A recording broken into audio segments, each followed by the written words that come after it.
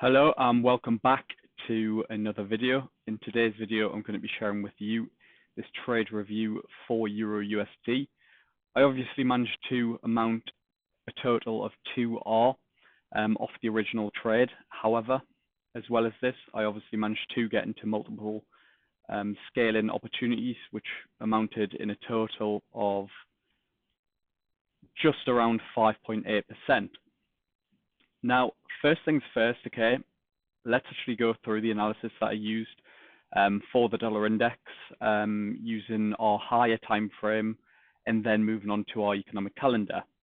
So first things first, okay, on a monthly time frame, this is where we have to understand, okay, which objective is likely to be met from an overall monthly perspective, okay?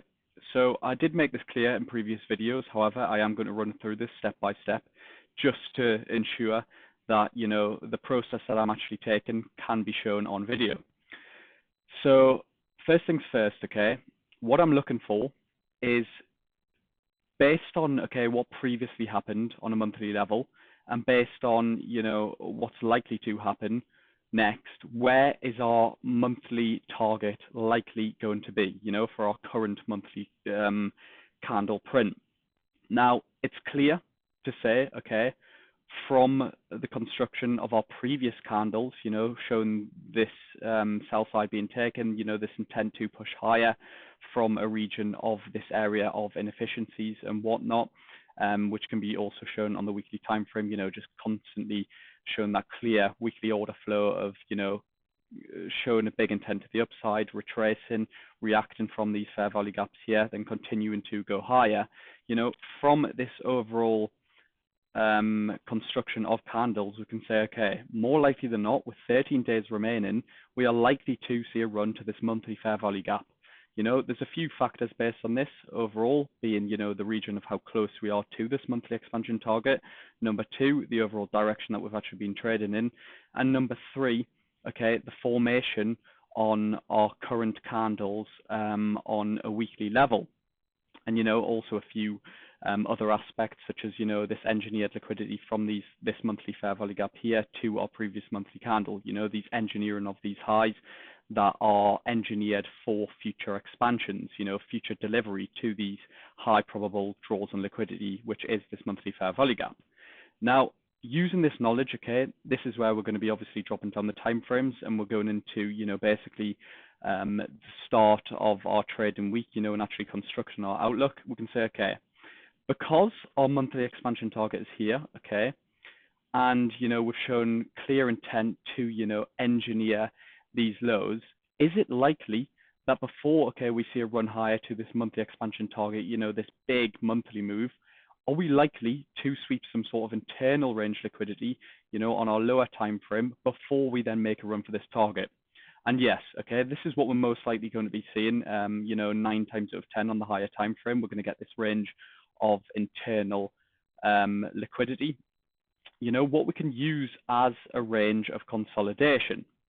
Now, when I have a range of consolidation like this, okay, and, you know, it's very clear, okay, that there's no sort of alignment being able to actually get into any sort of trade within this region of price, as you know, it's improbable to trade and it's also low predictability, then all I'll be looking for is the economic calendar. Okay, so for this week's example, okay, Monday we had no news, meaning, okay, more likely than not, if we're currently in a range of consolidation, okay, and, you know, price is moving sideways and there's no clear read on price and there's no news on Monday, what's Monday likely to be? It's going to likely be, you know, this shit price action that you don't want to be trading, but you want to be using to actually create a range of consolidation and, you know, create the start of that framework, you know, that consolidation before that manipulation. So obviously, if you can, you know, use the likelihood that Monday is likely to be consolidation, and then you take a look at the economic calendar, okay, and you've waited the Monday and, you know, taken the Monday off essentially, and you look at the economic calendar and we go, okay, at 1:30 CPI comes out. then you would be ridiculous to then look to take a trade already on Tuesday to try and get in line with CPI. You know, it's pointless. We're trading a complete range of consolidation with no manipulation yet occurred. So quite simply, all I did, okay, was wait for CPI to come out. Okay, this candle here is CPI. However, okay, what I identified is what happened prior to CPI. Prior to CPI, these highs got taken, okay, meaning, okay, more likely than not, we're likely to see some sort of delivery or some sort of, you know, engineering of our sell side liquidity, which makes our bias and our targets likely to be lower. You know, these lows here for the dollar index. Okay, so I waited for CPI to come out. Let's just make this clear. This is our CPI candle here.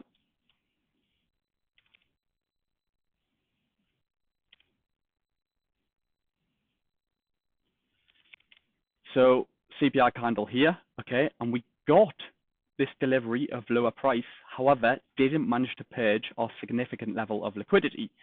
So as soon as I see, okay, CPI's delivered in a direction lower, but has not actually looked to purge our, you know, significant lows, our monthly, our weekly sort of expansion target, then I'm going to say, okay, more likely than not, okay, this CPI target was to engineer liquidity to the lows in the market, meaning, okay, now this basically sets in stone that this is a super probabilistic, predictable target that price is likely going to make a run for in, you know, the ongoing days for the week. Okay, so obviously you can take a look at Wednesday at 1:30. This is where we've got our catalysts. Okay, so what I'm looking for as soon as we get this displacement from CPI, what I'm looking for, ideally, is some sort of retracement back into this region of fair value. Now, all I'm looking to scout from this retracement is some sort of significant high being put into the market. Now, this is exactly what happened, okay? Now, before I go on to, you know, the construction of this retracement, I want to say, okay, if CPI came out, we made this run lower, and then from this CPI point, then it hit our drawn liquidity. Okay, boom. We don't look to trade that. We're simply just restoring our capital that we've got. And then, okay, we've either missed this move or, you know, we're looking for some sort of buys. However, you know, in this case, obviously that didn't happen. So we actually did take the trade. So all I was waiting for is, you know, this retracement into this fair value. I wanted to see some sort of clear session-based liquidity. So obviously, first of all, we got this retracement higher. Now, this displacement wasn't enough for me. You know, it was just a bit choppy. You know, we got this range of consolidation, sort of gap down a little bit, came down here, we're hovering around. And then it wasn't until obviously Wednesday when our news drivers actually came into play, which I also thought I'd wait for, you know, around 1:30. And this is where, okay, from this region, okay, I've now got an invalidation point, which is going to obviously be our CPI high, and I've also got a target. So what can you do? Quite simply, pull your OTE, and in this case, okay, I set my limit with obviously stop loss at my invalidation point being CPI high on the candle print, and then I set my target for these lows. So that's quite simply, okay, the main swing sort of construction. And this is what I'm going to be looking for in and out on, you know, obviously a weekly basis, basically just looking to capture that weekly expansion. Now, a few of you did ask about, you know, moving on, okay, how did you scale into this? Because obviously with scale-ins, okay, if I risk 1% here, and then as soon as we displace from this region, straight away, I can look to shave my stop loss and then look to get into another position and take the anticipation with a probabilistic approach that, okay, high of the day is likely going to be in now. And it aligns with my drawn liquidity. So boom, you know, I'm just essentially expanding on my position, you know, whilst also cutting risk and, you know, remaining risk actually the same on the table, but exponentially increasing my risk to reward. So I'll go into how I actually did this for Euro USD, but I hope you do understand obviously the formation of how I actually got into this swing. And the main takeaway is obviously going to be this invalidation point. It's going to be the engineering of liquidity, and it's going to be obviously the OTE providing that entry point. You know, the OTE does the heavy lifting. Okay, it's got the entry point, it's got the invalidation point, and it's got the you know, profit taken level with optimal risk to reward. However, okay, moving on to Euro USD. Obviously, this mirrors the dollar index. This was CPI's print here. from this region here, and this was a great invalidation point aligning with the dollar index, so that's where we put our stop loss. Obviously, mirroring the dollar index again, OTE drag. Obviously, my entry aligns very nicely on that 618, and that's where my entry was. However, going on to a session-based liquidity perspective, if we've then delved into my OT level where I'm expecting this weekly expansion to take place, and we show this displacement on the 15-minute chart, higher, and we show intent that we're actually reacting and trading from these levels, then what do? I simply shave my stop loss to the new current anticipated low of the day, and I'm already looking to scale in. Okay, so say this original position was 1%, I'm already shaving this down by 0.5%, meaning okay, now 0.5% risk is on the table. We're showing intent to push prices up from this weekly, from this 15-minute fair value gap. Boom, let's get into another trade here with a new stop loss here, and our 1% is currently still on the table, with an extra 2.165R also on the table. Now, when I'm in these sort of positions, okay, all I'm anticipating that is likely to happen is that weekly expansion. We shouldn't be chopping around. We've had our chop around. We've had our consolidation at the start of the week. So all I'm anticipating is higher prices and price not floating around. I want to see this clear expansion. This run to the upside, from these candles. I don't want to see, price chopping around and stuff.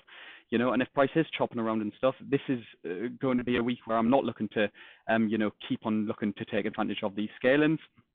However, just for show, obviously, once we get this sort of chop around and retracement from an intraday level here, and then we show intent to push higher, then what can I do? I can go, okay, because we're expanding, it's not likely that we're going to come all the way back down to my entry. And even if we do, I can use this entry as some sort of invalidation point to say, okay, it came back down to my entry. I'm either going to stop trading this week, or potentially, I could potentially even get a better entry, and I've potentially just, early shot the gun, and I could get into another trade. And all that I'm really going to be losing at this point is either my 0.5% on my new scaling, or, I'm moving away break even, and I'm calling it a break even week. So, obviously we're going break even here, and then we're moving my second scale in to where my original position's first break in is, which moves us back down, if this was a 0.5% scale in, to only now risking 0.25%.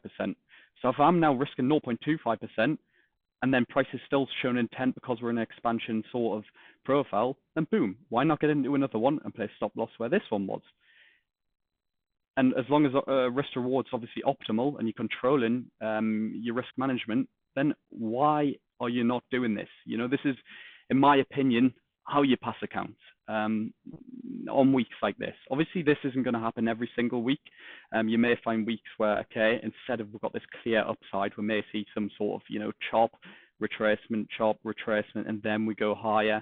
But then obviously this is where you just got to be focusing on your entries and identifying, okay, a super precise entry with optimal risk to reward while still maintaining that clear invalidation point.